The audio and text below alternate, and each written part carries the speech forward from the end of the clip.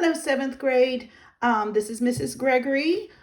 This video is to give you the answers to practice set 37. It's on page 269, A through H. All right, I'm about to open up and give you answers. So if you did not do this, take a moment, pause, and we will go through this. And I want you to have the answers, but I want you to try it first.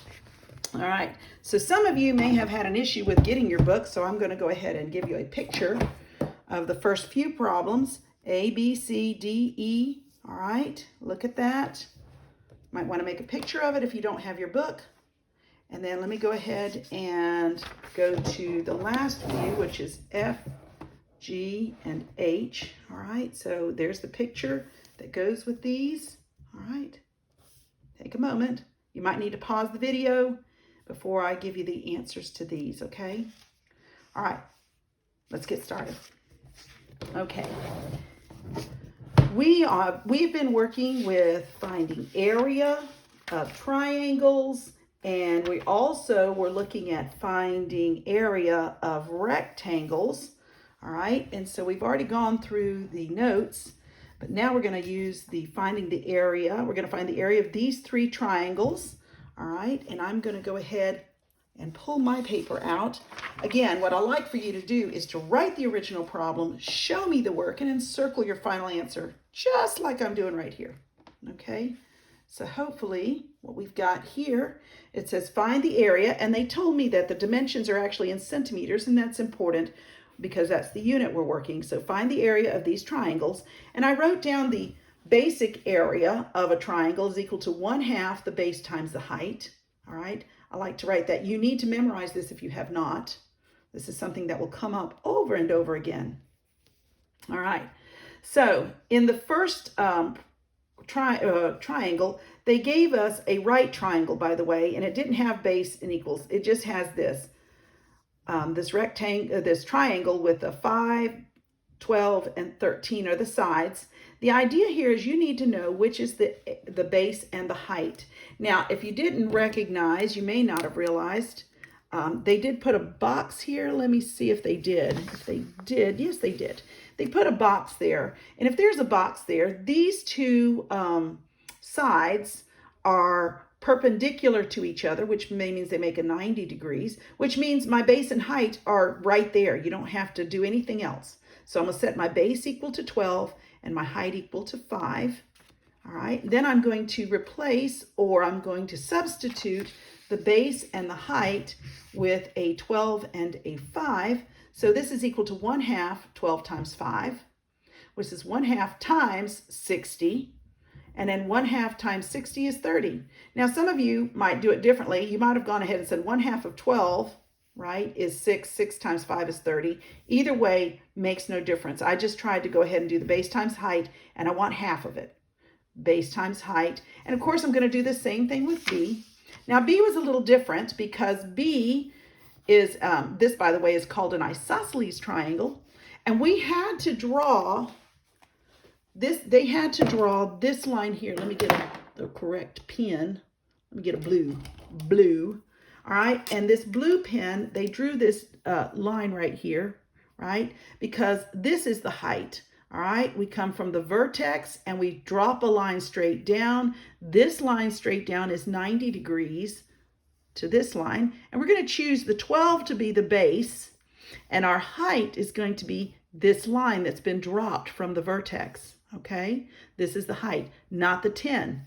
They put all the answers there so that you can get confused, or I'm just checking to see that you understand, right? But our height is not 10, our height is 8.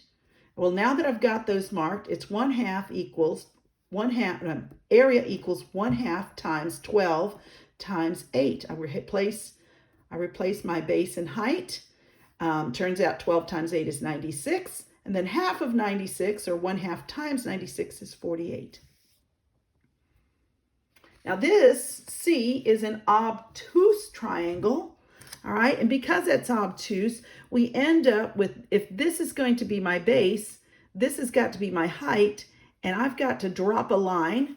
But if I dropped a line, I have to extend this line, all right? So the 6 is still here to here, and they told us that this distance from here to here is 6. So this is our new height, all right? So all I need is 1/2 equals 1/2, area equals 1/2 times base times height. 1/2 times my base is 6 and my height is 6. All right, so it's 1/2 of 36, and 1/2 times 36, or 36 divided by 2, is equal to 18. Now notice I could have done it here. I could have said 1/2 of 6 is 3. 3 times 6 is 18. Either way, it makes no difference. All right, it's called the commutative law of multiplication. Some of you remember that. Okay, let's go on to D and E. All right, now it says, copy the figure in example 4. So there's the example 4 figure, and I tried to copy it myself.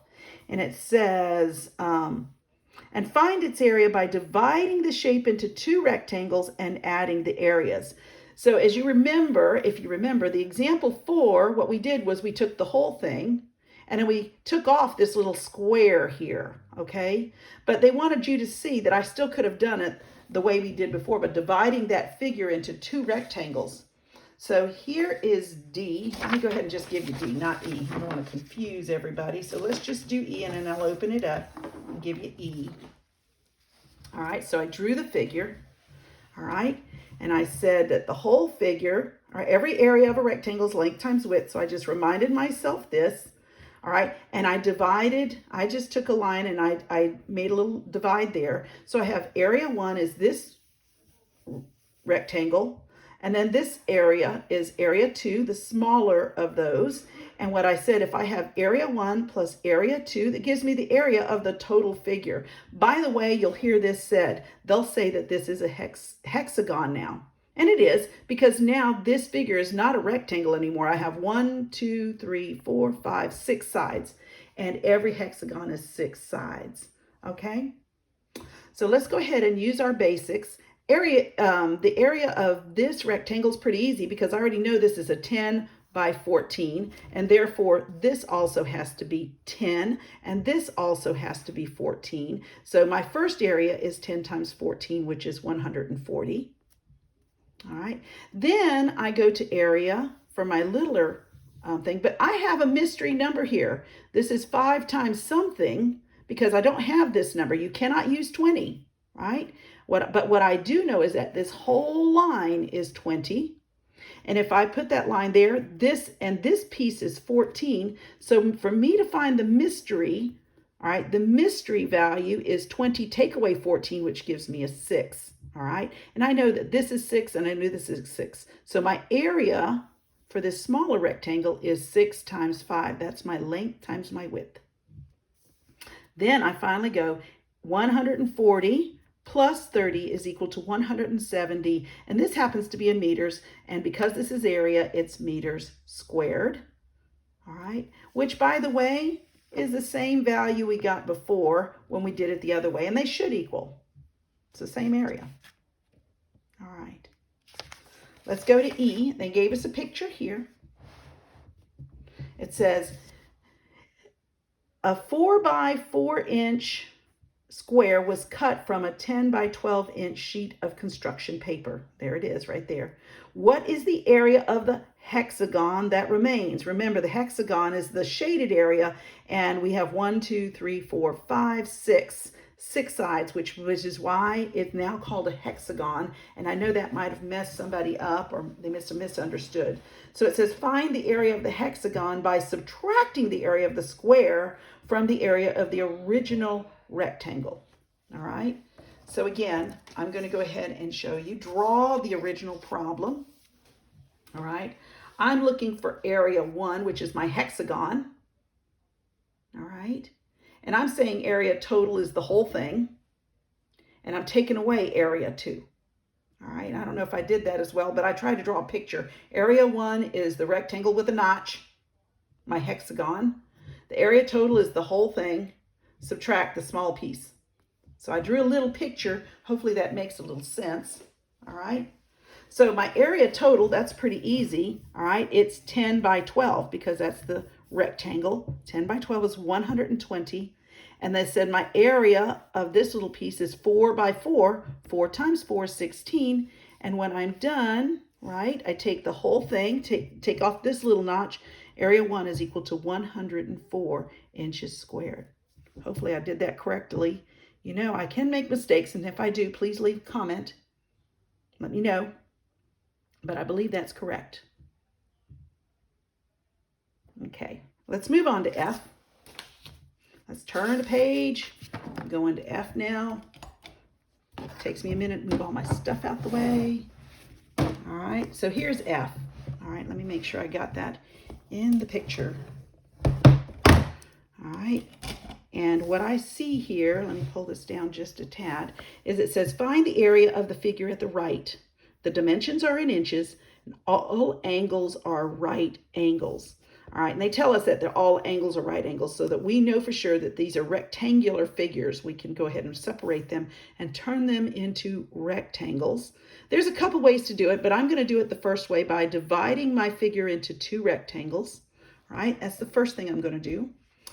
And let me show you my picture. And I did it two ways, but the first way was to divide it and then add. All right, so here it is. I drew the picture as best I can. All right, and I called this area 1 and this area 2. I separated them into two different rectangles.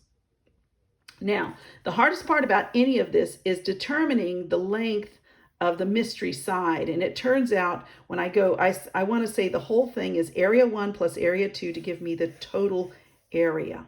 Okay, and if it helps, I'll go ahead and draw the picture. If that helps, some people it might. The piece that's this way, and then the piece that's this way gives me the area total of the piece that looks like this. All right, and if that helps, hopefully it doesn't hurt. All right, so area 1, I have to find the length and the width. Now, if I'm looking at this, remember the length and the width, I have the 6, there's no doubt about that. But this length here is what I don't know, right? What I do know is that this whole thing here is 24, right? And up to here is 8. I need to take 24 because I know this side and this side are the same. So I'm going to take 24, subtract 8. That gives me 16. That's where I get 6 times 16 is the area of area 1. All right. It's the hardest part about this is making sure I understand that this side corresponds with the side across from it, but you can't use 24. All right. You got to make sure I shorten it because it's 24 subtracting this 8. Okay. Because it's 16. Then I go and add area 2, which this is pretty simple. They give us, it's 8 times 20, right? 8 times 20. And that'll give me, if I add these, I'll end up with 256. Okay. Now that's the first way. And this is when I divide the rectangle in the figure into two rectangles, and then I add them together. All right. Now I did a second way because some of you may have gone a different route and did it the second way. I said, well, we could turn this into a whole, make it a large rectangle, and then take away this small chunk, right? And then it'll leave me with the area of this side here. So it's different, but again, what makes this difficult is finding these mystery sides. Now it didn't change here. All right, this is still 16. All right, so I put a 16 here, which is 24, take away 8 equals 16. All right, so what I did was I said the large one, it's easy, it's 24 by 20. If I went ahead and extended this whole thing, it's 24 by 20, which is 480. Then I have to figure out this, the dimensions of this. It's not 8 by 6. It's actually 16 when I figure out that side. And then I figure this side, because this side is 20, take away 6, right? This is 6 here. And I'm taking it away, so that leaves me with 14. So it's 14 times 16. Which gives me 224. And then when I subtract, I end up with 256 inches squared, which is the same number here. And they should be the same. Okay. G says, explain how you found your answer to F. And all they're looking for is, did you make it a bigger figure and subtract a small part? Or did you divide your figure into two rectangles and add them together? So that's all they were asking, is if they wanted you to explain how you got your answer. All right. That's all G was. And then I have one more problem, which is really not a hard problem because we've pretty much done this. It says write two formulas for finding the area of a triangle. We know that the area of a triangle is 1/2 the base times the height. You can write it as the area is equal to 1/2 b times h. Remember, when you have two letters next to each other, we are multiplying. Or you could have said b times h, divide that number by 2. They mean the same thing. All right, I hope this was helpful. All right, you guys, if you have any more questions, again, I'm going to show this to you. Some of you are really good about getting on YouTube. You get bored. Guess what? There's some sites through YouTube. You can go to Math Antics, Math Help, Mario's Math Tutoring, and there's many more. Khan Academy is another really good one. All right, so if you want to go through a couple of things, and if you want to, if you don't know what it is, you can go to the front of your book, and we're talking about areas. You could go ahead and say, write Math Antics, area of a triangle, or rectangular area, and any of those, this is your subject, and you might find more videos and something much more interesting, or something that explains things better to you. And when you find one, hang on to that, use them. It's a free tutoring for you. Okay, guys, have a great day.